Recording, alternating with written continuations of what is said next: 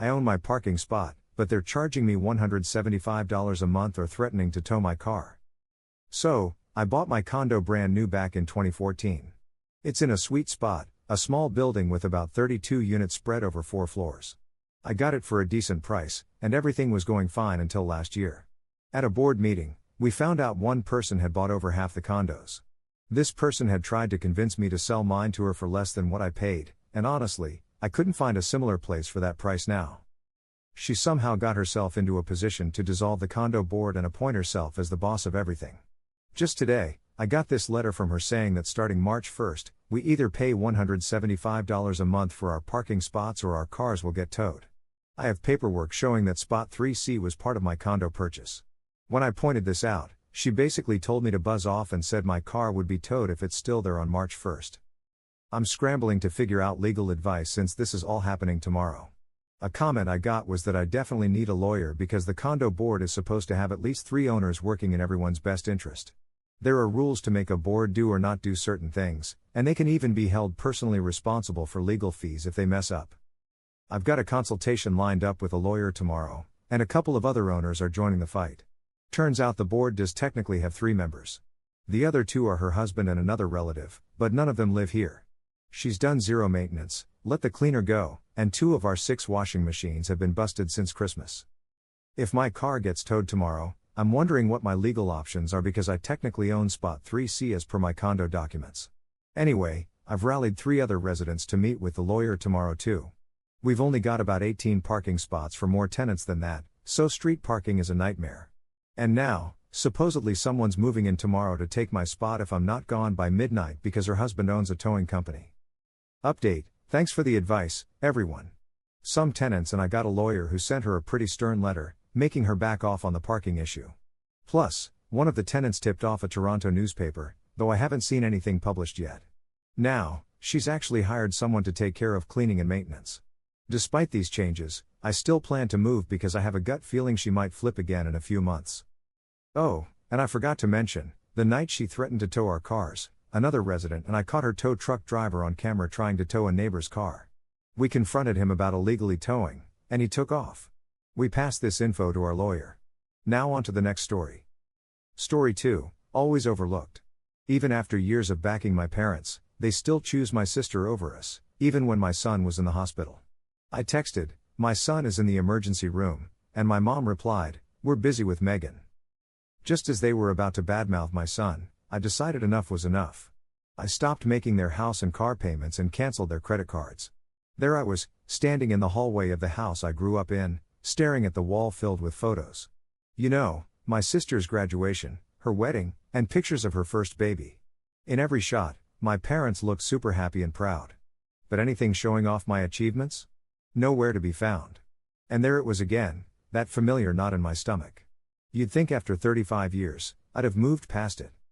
From the kitchen, I heard my mom's voice, "Sharon, is that you? Come help me with the dishes." I froze. I wasn't there to wash dishes, I needed to set some boundaries. Walking into the kitchen, I found her rushing to arrange a platter of snacks. Of course, it was for Megan's party. My sister just got a promotion to department manager at a local bank, thanks to Dad's connections, of course. Mom handed me the towel. "Can you finish these while I get ready?" she asked, not even waiting for my response. Apparently, Dad bought plain crackers instead of the sesame ones Megan preferred. I just nodded and took over at the counter. Same old story, different day. My phone buzzed with a text from Diane, my ex-sister-in-law. "Did you tell them yet?" Nope, I hadn't. How was I supposed to tell my parents that I was cutting them off financially after years of helping them out? Or that their only grandson had completed a family tree project that didn't include them? Just then, I heard the front door slam and heavy footsteps coming in. "Sharon, where's your mother?" my dad asked, barely glancing at me. "She's getting ready," I replied. He nodded and vanished into the living room without another word. As I arranged the crackers, memories flooded back of all the times I'd stood in this exact kitchen, waiting for acceptance that just never came. Despite my full ride to USC, becoming a senior analyst, and the birth of my son, Max, nothing ever shifted their focus from Megan. She was their miracle child, the one they never thought they'd have after so many miscarriages. Compared to her, I felt like just a trial run. I spent my life trying to earn what she naturally received, their admiration and pride. When Justin left for a coworker 3 years ago, I thought my parents would step up. But instead, they asked if maybe it was my fault, maybe I worked too much or wasn't a good enough wife. It was Justin's parents, Diane and Brent, who truly supported Max and me, even after the divorce. They were the ones who picked Max up from school, watched him on weekends, and showered him with love. Meanwhile, my parents seemed too busy elsewhere. Then, about 6 months ago, they started calling every week, asking about Max, inviting us over for dinner, and offering to babysit. I wanted to believe they finally realized what they'd been missing all these years, that they wanted to be involved as grandparents. But then Megan's promotion came around, and it hit me, they hadn't changed. They just needed money. My mom came back into the kitchen in a new blouse that I'd bought for her. "Are the appetizers done? Megan will be here any minute." I handed her the tray. "We need to talk." Her smile vanished, replaced by a worried look. "What is it? Can it wait until after the party?" she asked. "It could, but it shouldn't," I replied, more confidently than I'd expected. "I'm stopping all the financial help." Her face turned completely pale. "What financial help?" she asked like she didn't know. As though I hadn't covered their car loan for 5 years, or paid for their new roof last summer, the property taxes, or their holiday in Hawaii. My hands shook slightly, but I kept them steady on the counter. "The car loan, the credit cards, the home insurance, everything." She stared at me, at a loss for words. "Why would you do this after all we've done for you?" she finally asked. I couldn't help but let out a bitter laugh. "Oh, and what have you done for me?" I shot back. "We raised you. We made sure you had food to eat." She was trying to take credit for basic parenting. When Justin left, who actually supported me? When Max was sick and needed to get to follow-up appointments, who helped? Who acknowledged my promotion? Certainly not them. My dad came into the room, looking confused. "What's happening here?" he asked. My mom turned towards him angrily. "Sharon says she's cutting us off financially after everything we've done for her." His face darkened. "Is this about? You know that whole situation we've talked about before?" Well, it all just kind of came out like word vomit. Years of being let down and ignored just flooded out. "It's about how Max calls Diane grandma because she actually treats him like one. And it's about you guys ditching Max's birthday to jet off on Megan's trip. It's also about me needing emergency surgery and you refusing to pick up your own grandson because Megan had some dinner thing 3 weeks ago. Yeah, I had appendicitis and was rushed to the ER, barely conscious from the pain. My main worry? That Max was stuck at after-school care, waiting for someone to get him. Naturally, I called my folks first. We're at Megan's promotion dinner," my mom said, clearly annoyed. "Can his dad get him?" she asked. "But Justin? He was off in Seattle with his new wife." I could barely speak through the pain. "Well, we can't leave now," she said. "Megan would be upset." Then came the real kicker. They said Max was just so much work, like he was a burden. But Diane? She dropped everything. She scooped up Max and stayed with me at the hospital, setting up a makeshift bed for him with waiting room chairs. That's when I got it, the difference between obligation and real love, between blood and true family. My dad's voice snapped me back. "You're overreacting. We couldn't just leave Megan's dinner. It was important to her. More important than their scared, lonely grandkid? More important than my emergency surgery?" That was it for me. "I'm done," I said, calm but firm. "No more financial support, no more acting like we're a happy family when we're not. I'm done being used when it's convenient for you." My mom's face scrunched up, not in regret, but in calculation. "The car payment's due soon, and your dad's medication." She started. "But hey, maybe Megan's new salary could cover it, or they could finally dig into their own savings instead of mooching off me. Not my problem anymore." Just then, the front door swung open and Megan burst in, all bubbly with, "Mom, Dad, I brought champagne." That was my cue. I snatched my purse and headed out. "Sharon, wait," my mom pleaded. "You can't do this to us." "Oh, but I could, and I was going to." As I slipped past Megan, she looked confused. "Sharon, I didn't know you were coming to my party." I wasn't. I was there to cut the last emotional strings tying me to people who never really saw me. "Congrats on the promotion," I said, genuinely. Megan was never the problem, our parents' inability to acknowledge both of their kids was. Her face showed a hint of concern. "Thanks. Are you already leaving?" I nodded, not trusting my voice. The drive home felt surreal, like moving through a fog. Tears came, but they were of relief, not sadness. The burden of always looking for unconditional love had finally lifted. Max was at Sharon's, my former mother-in-law, who'd sent me pics of him covered in baking flour, joy shining in his eyes. That's what family's about, the people who stick by you and love you for you. A few months passed with radio silence. Then, on a regular Tuesday, my mom's name popped up on my phone. I almost ignored it, but curiosity got the better of me. "Karen," she said, stiffly choosing her words. "We need to discuss this situation." Meaning their financial woes without my support. "Nothing to talk about," I replied. After a pause, her voice turned venomous. "Megan won't help us. Says we need to manage our own finances. The car's gone and the mortgage is 2 months behind. Not my concern. Anymore." "I'm sorry to hear that," I said, and part of me was, mainly because I was raised to always care for them. "You can't abandon us. We're your parents. But you know, biology isn't everything. They'd never stepped up as parents when it really mattered." "Gotta go, Max has soccer practice." "Karen, don't," but I hung up and blocked the number. Across the kitchen, Max was doing a school project, a family tree. "How's it going, kiddo?" I asked, peeking over. At the top, he'd drawn Sharon and Brent, labeled as Grandma and Grandpa, with me and Justin below, and then him. No mention of Megan or my parents. I asked, "Is this everyone in our family?" He nodded confidently. "These are the ones who love us." Simple, but so true.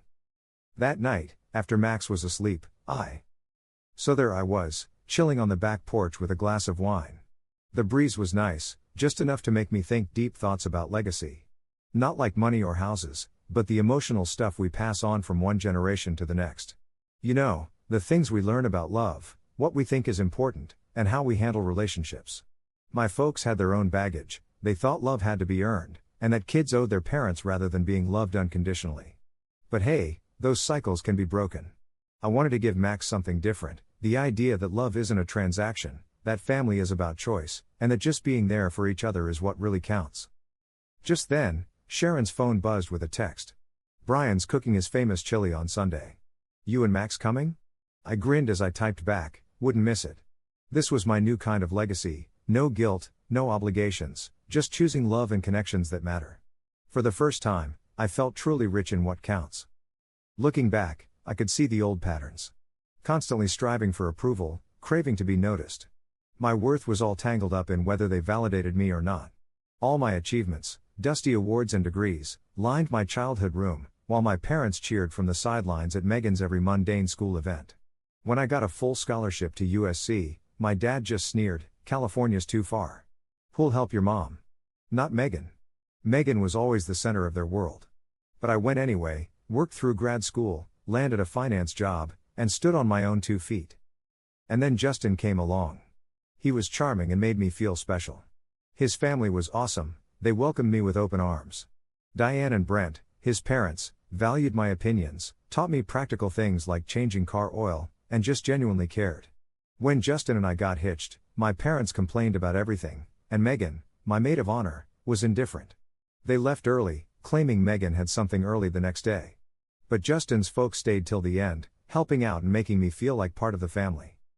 When Max came along, I thought things might change, but my parents only dropped by once, barely giving him a glance. But Diane and Brent were lifesavers, bringing meals and helping with Max so I could get some rest. Then, out of nowhere, Justin bailed, not even having the decency to talk it out in person. I was a mess, but Sharon found me, packed an overnight bag for Max, and took us in while I tried to make sense of it all. My mom called, almost pleased, suggesting my ambition drove Justin away. It was a tough divorce. Justin wanted the assets but wasn't interested in custody. Sharon and Brian were caught in the middle, but they assured me I was still family, and Max was their grandchild, no matter what. As legal fees piled up and the stress of it all got too much, I reached out to my own parents for help. My dad reluctantly gave me a small check, reminding me they weren't an ATM.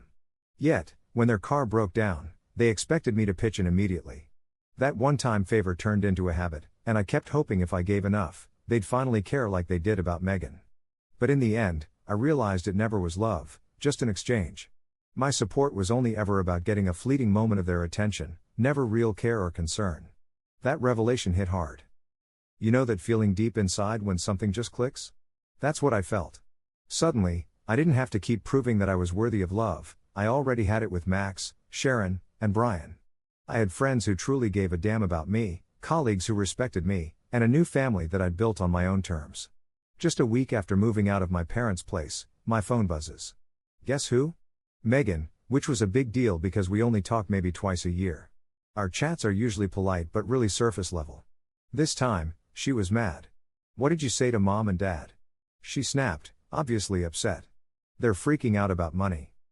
I cut straight to it. No more financial help. No more enabling. They have their favorite, she can take over now. On the other end, silence. She finally shot back, saying they think I'm being cruel and just getting back at them for the past. But was I being cruel for finally sticking up for myself, for holding them accountable for years of emotional neglect? I wasn't punishing anyone. I was done pretending. Megan sighed, with that familiar, weary tone. "They're never gonna change, you know. They've always been this way." For once, we both acknowledged the old roles we'd been stuck in, her, the golden child, me, the overlooked one. "I know they won't change," I said, and then she surprised me with, "Good for you." 2 little words, but maybe the realest thing she'd ever said to me. After we hung up, I thought more about Megan. Did she feel the pressure of their expectations too, in her own way? Being their favorite probably came with its own set of issues. It didn't really excuse how she treated me, but it did help me get it a bit more. We were both handed roles we never signed up for. A few months after cutting the financial ties, I got what real freedom felt like. Not just ditching mandatory responsibilities, but letting go of the need for approval from people who just couldn't give it.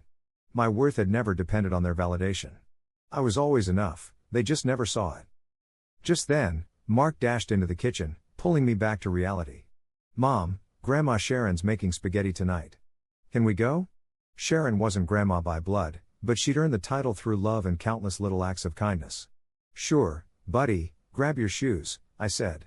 As he raced toward the door, I felt this huge wave of gratitude, for him, for the family we created by choice, and for all the lessons pain had taught me. Sometimes, the toughest times show us how to break the cycle and do better. My parents taught me exactly how not to be as a mom, and in some strange way, I was grateful for that. Driving to Sharon and Brian's place, with Mark chatting happily next to me, it felt like things were finally falling into place. The journey from craving acceptance to finding peace, from needing others' approval to finding it within myself, had completed its circle. I was carrying the baggage of inherited expectations and suffocating pressures for far too long, but I'd finally let it all go. What remained was lighter, purer, and truly mine. Family, love, and belonging weren't transactions or obligations anymore. They were intentional choices, and I was exactly where I needed to be. Thanks for listening. If you're not already subscribed, make sure you do and hit the bell to hear about more real, jaw-dropping stories like this.